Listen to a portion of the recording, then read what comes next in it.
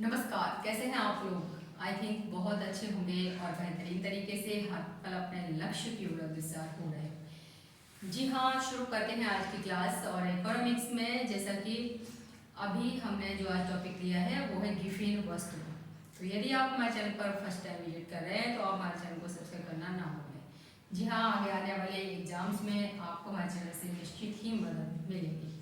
चलिए, तो यहाँ बात कर लेते हैं गिफिन वस्तुओं की।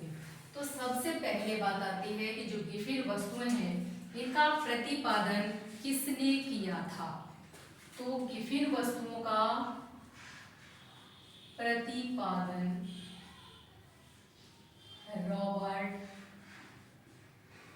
गिफिन के द्वारा ही किया गया था। अब बात आती है कि ये कहाँ के थे। तो ये थे ब्रिटेन के। गिफिन वस्तुएं होती क्या है? तो गिफिन वस्तुएं एक प्रकार से कहें तो निम्न कोटि की विशेष प्रकार की वस्तुएं होती हैं। कैसी होती हैं? निम्न कोटि की विशेष प्रकार की वस्तुएं, विशेष प्रकार की वस्तुएं होती हैं। जैसा कि मान लीजिए कि अगर आपकी इनकम 10,000 रुपये पर मंथ है तो आप यदि एक सूट खरीदेंगे तो आप कुछ लिमिट में यानी कि 500 रुपये का सूट खरीद सकते हैं। और यदि आपकी पर मंथ सैलरी 1 लाख हो जाए तो आप क्या करेंगे कि आप 5,000 का भी सूट खरीदने की कोशिश कर सकते हैं। तो वही बात है यहाँ पर भी कि जब कोई गरीब व्यक्ति है तो वो किस प्रकार से अपने जो जीवन यापन के जो साधन हैं वो जुटाता है, उसी के यहाँ पर कुछ एग्जाम्पल भी दिए जाएंगे। अब बात करते हैं यहाँ पर कि आय प्रभाव किस प्रकार का है यहाँ। तो आय प्रभाव यानी कि मांग पर पड़ने वाला प्रभाव, आय प्रभाव, मांग पर पड़ने वाला प्रभाव।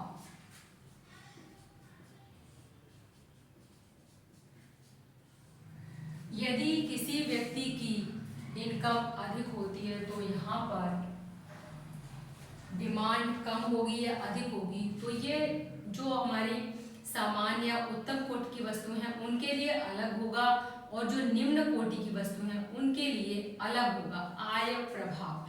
तो यहाँ पर सबसे पहले देखेंगे हम निम्न कोटि की वस्तुएं। निम्न कोटि की वस्तुएं, तो इनके अंतर्गत क्या होगा? यदि आय अधिक होगी तो इनकी डिमांड कम हो जाएगी और वहीं पर यदि आय कम होगी तो इनकी डिमांड अधिक हो जाएगी। और यदि हम सामान्य उत्तम कोटि की वस्तुओं की बात करते हैं, सामान्य या उत्तम कोटि की वस्तुओं की बात करते हैं तो इनके प्रारूप में क्या होगा? यदि आय बढ़ेगी तो यहाँ पर डिमांड भी बढ़ेगी। आय अधिक होगी तो डिमांड अधिक होगी और आय कम होगी तो डिमांड भी कम हो जाएगी। कहने का तात्पर्य है यहाँ पर आपका धनात्मक आय प्रभाव है और यहाँ पर आपका ऋणात्मक आय प्रभाव है। तो सबसे पहले अब देखते हैं गिफिन वस्तु। गिफिन वस्तु को और क्या क्या नाम दे सकते हैं? गिफिन वस्तु हो गया। दूसरा घटिया वस्तु, घटिया वस्तु, और उसे निकृष्ट वस्तु भी कह सकते हैं, निकृष्ट वस्तु। और साथ में ही निम्न कोटि की वस्तुएं, निम्न कोटि की वस्तुएं। लेकिन क्या है, ये विशेष होनी चाहिए, है ना, विशेष। और वहीं पर आय प्रभाव कैसा है इसका, तो ऋणात्मक है। आय प्रभाव ऋणात्मक होता है। और वहीं पर सामान्य उत्तम कोटि की वस्तु की बात करेंगे तो इनका आय प्रभाव धनात्मक होता है। अब यहाँ पर बात करते हैं कि जो गिफिर वस्तुएं हैं उनकी मुख्य शर्तें क्या क्या है। आप कैसे पहचानेंगे कि ये वस्तु गिफिर वस्तु है या फिर सामान्य या उत्तम कोटि की वस्तु है। तो गिफिर वस्तु होने की 3 मुख्य शर्तें। गिफिर वस्तु होने की 3 मुख्य शर्तें, अर्थात 3 इसकी ऐसी शर्तें हैं कि जिसको देखकर आप पता कर सकते हैं ये गिफिर वस्तु ही है। सबसे पहले यह वस्तु निम्न या घटिया होनी चाहिए। ये वस्तु निम्न या घटिया होनी चाहिए। निम्न या घटिया होनी चाहिए और जिसका आय प्रभाव ऋणात्मक होने के साथ साथ जिसका आय प्रभाव ऋणात्मक होने के साथ साथ और क्या होना चाहिए, तो शक्तिशाली भी हो। शक्तिशाली भी हो। अगर हम इसमें दूसरी शर्त की बात करें तो उस वस्तु का प्रतिस्थापन प्रभाव कम हो। उस वस्तु का प्रतिस्थापन प्रभाव कम हो। कहने का तात्पर्य है कि उस वस्तु के स्थान पर दूसरी वस्तु ज्यादा ना मिले। तीसरा है उस वस्तु पर आय का एक बड़ा भाग व्यय किया जाता हो। उस वस्तु पर आय का एक बड़ा भाग व्यय किया जाता हो।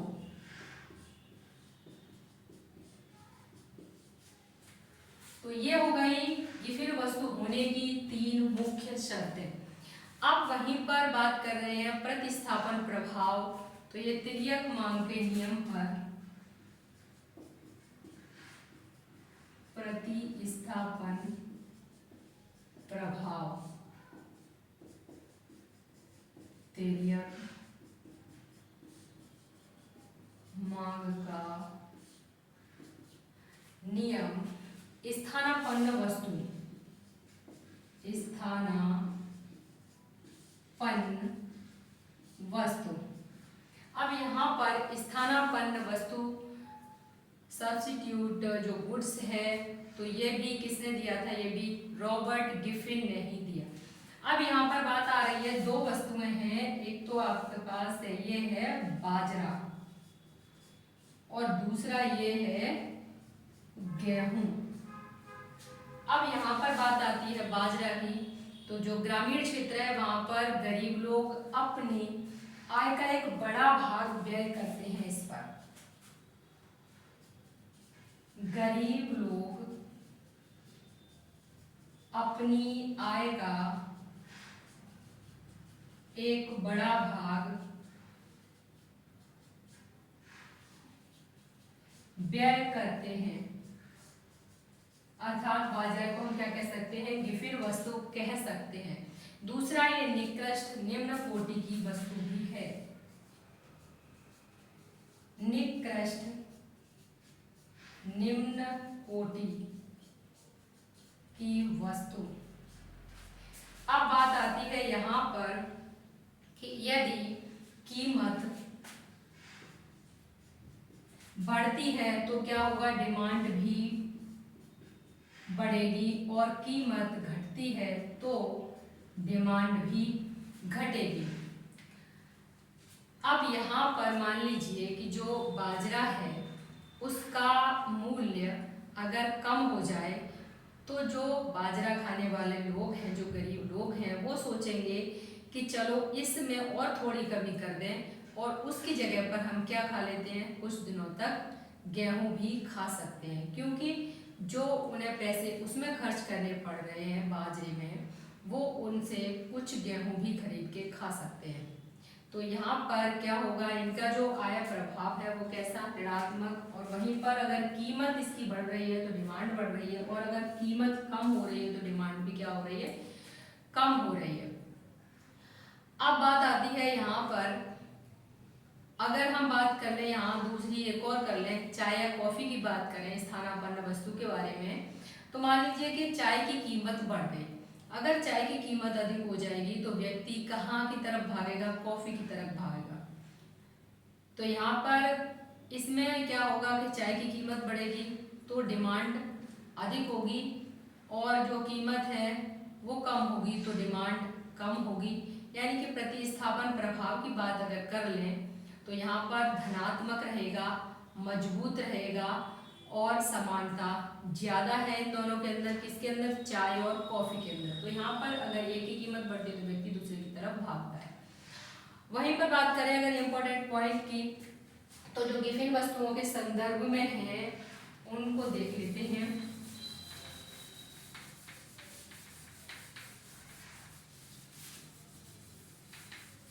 सबसे पहली बात,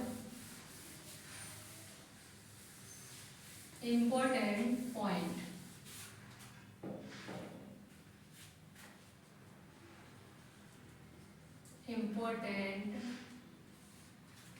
की बात करें तो सबसे पहला कि गिफिन वस्तुओं के संदर्भ में प्रतिस्थापन प्रभाव धनात्मक होता है। गिफिन वस्तुओं के संदर्भ में प्रतिस्थापन प्रभाव कैसा होता है, धनात्मक होता है। धनात्मक होता है, अर्थात एक वस्तु के लिए हम दूसरी वस्तु क्या है हमारे पास, तो एक वस्तु की कीमत बढ़ती है तो दूसरी तरफ की जो वस्तु है उसकी तरफ खिंचाव हो जाता है। तो यहाँ बात कर रहा है कि गिफिन वस्तु के संदर्भ में जो प्रतिस्थापन प्रभाव वो धनात्मक होता है। लेकिन यहाँ पर हम बात कर रहे थे पहले आय प्रभाव की, तो आय प्रभाव कैसा होता है, आय प्रभाव ऋणात्मक होता है। ये धनात्मक तो होता है लेकिन किंतु कमजोर होता है, किंतु कमजोर होता है। और वहीं पर अगर हम और बात करें तो गिफिन वस्तुओं के संदर्भ में मांग का नियम क्रियाशील नहीं होता। गिफिन वस्तुओं के संदर्भ में मांग का नियम क्रियाशील नहीं होता। जैसा कि कहते हैं कि जो मांग का नियम है वो तो यही है कि अगर किसी वस्तु की कीमत अधिक होती है तो उसकी डिमांड कम हो जाती है, और यदि किसी वस्तु की कीमत कम होती है तो उसकी डिमांड अधिक हो जाती है। लेकिन वो नियम यहाँ पर आपका गिफिन वस्तु के संदर्भ में बिल्कुल भी मान्य नहीं है, वो क्रियाशील नहीं है। अब बात आती है और क्या मुख्य पॉइंट है, तो यहाँ पर गिफिन के संदर्भ में कीमत मांग प्रभाव, गिफिन वस्तु के संदर्भ में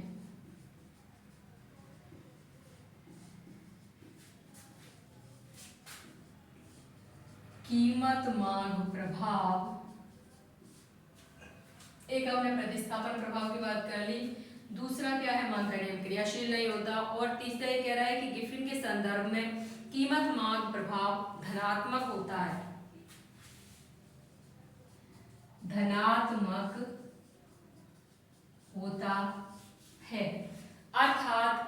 सकते हैं कि कीमत बढ़ेगी। अगर किसी वस्तु की कीमत अधिक है तो यहाँ पर डिमांड अधिक है, और अगर उसकी कीमत कम है तो यहाँ पर डिमांड भी कम है। तो इस बात को ये दर्शाता है कि फिर वस्तु के संदर्भ में अब हम देखें तो आय प्रभाव ऋणात्मक एवं मजबूत, आय प्रभाव ऋणात्मक एवं मजबूत, ये पॉइंट याद करने वाले हैं। बस यही पूछे जाते हैं, आपसे पूछा जाएगा कि आय प्रभाव कैसा होता है, ऋणात्मक होता है, मजबूत होता है या फिर ऋणात्मक होता है, कमजोर होता है। इस प्रकार से प्रश्नों में उलझाया जाता है। नेक्स्ट हम बात करें प्रतिस्थापन प्रभाव धनात्मक किंतु कमजोर। प्रतिस्थापन प्रभाव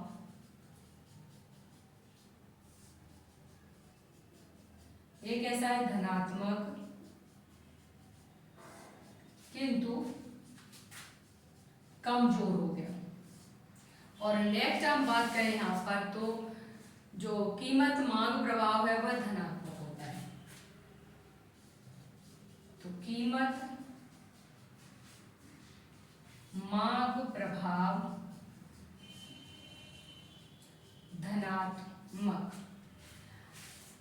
अब यहाँ पर कीमत प्रभाव बराबर क्या है, तो कीमत प्रभाव बराबर आय प्रभाव, कीमत प्रभाव बराबर आय प्रभाव प्लस प्रतिस्थापन प्रभाव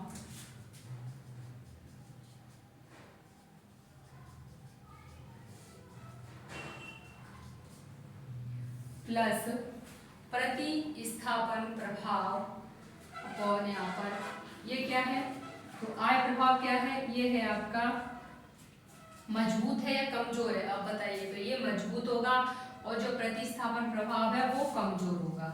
ये तो है कमजोर और ये कैसा है, ये है मजबूत। तो ये है कीमत प्रभाव बराबर आय प्रभाव प्लस प्रतिस्थापन प्रभाव होता है। और वहीं पर अगर हम एग्जाम्पल की बात कर रहे थे, जैसा कि यदि एक व्यक्ति बाजरे का उपभोग कर रहा है और क्योंकि गेहूं का मूल्य बहुत ऊंचा है, बहुत ज़्यादा है, अब यदि बाजरे का मूल्य गिर जाए यानी कि कम हो जाए तो बाजरे की मांग में वृद्धि नहीं होगी यहाँ पर, क्योंकि उसके उपभोग में अधिक कमी लाकर वह व्यक्ति गेहूं का उपभोग में वृद्धि करने की कोशिश करेगा। वहीं पर बाजरा को हम विफल वस्तु कह सकते हैं क्योंकि जो औसत रूप से ये निकृष्ट है। अब बात आती है एग्जाम्पल की, तो आय प्रभाव जो आय मांग प्रभाव है, आय का मांग पर पड़ने वाला प्रभाव, तो वो क्या है, मजबूत है, लेकिन आय का मांग पर पड़ने वाला प्रभाव अर्थात मजबूत है लेकिन ऋणात्मक है। वहीं पर हम प्रतिस्थापन प्रभाव की बात करें तो वो मजबूत है या कमजोर है।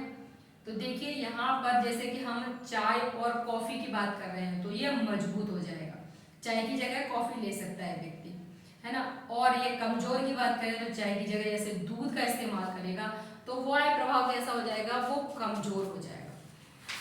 वहीं पर गिफिन वस्तुओं के संदर्भ में ऋणात्मक आय प्रभाव धनात्मक प्रतिस्थापन प्रभाव से अधिक शक्तिशाली होता है। तो ये तो रहा गिफिन वस्तु का जो एक टॉपिक था और इससे अक्सर प्रश्न पूछे जाते हैं। तो आज की क्लास में बस इतना ही, मिलते हैं नेक्स्ट क्लास में।